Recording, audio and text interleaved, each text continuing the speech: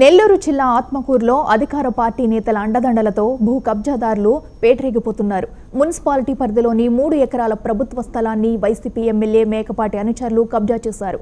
MLA Mekapati Sudhakar Reddy అండదండలతో YCP నేతలు ప్రభుత్వ స్థలాలను కబ్జా చేస్తున్నారని కౌన్సిలర్ భాస్కర్ రెడ్డి ఆరోపించారు.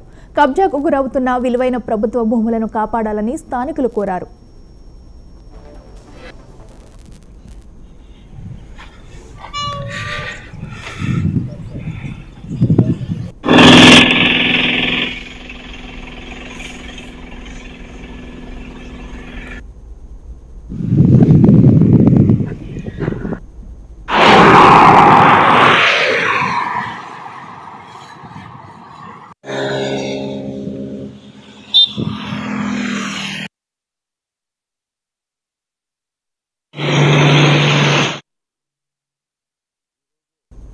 ఆత్మకూరు పట్టణంలో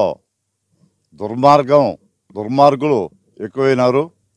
అదేవిధంగా ఇక్కడ మన హైవే పక్కన దాదాపు సుమారు 10 కోట్ల స్థలం, గవర్నమెంట్ స్థలాన్ని ఆక్రమణకు గురవుతున్నాయి. ఆ స్థలం బస్సు యాత్రకని ప్రభుత్వాలు సిద్ధం చేయడం జరిగింది. దాన్ని సదును చేయడం జరిగింది. దాన్ని అసలుగా తీసుకొని భూ కబ్జాదారు విలయతాండం చేస్తున్నారు. ఎక్కడ పెట్టి అక్రమాలు, ఎక్కడ పెట్టి అన్యాయాలు. ఇది కేవలం ఈ అధికారులు కూడా చూసుకున్నట్టు వాళ్ళతో భయపడ్డారో లేకపోతే ఇంకేదైనా జరిగిందో కూడా తెలియదు. కానీ అయితే ఒకటి మటుకు వాస్తవం, ఎమ్మెల్యే గారు, మన ఆత్మూరు ఎమ్మెల్యే గారి బంధువు పిఏలు వాళ్ళ కనుసైగల్లో ఈ అక్రమాలు కానీ అన్యాయాలు కానీ జరుగుతున్నాయని ఊరంతా నానుడిగా ఉంది.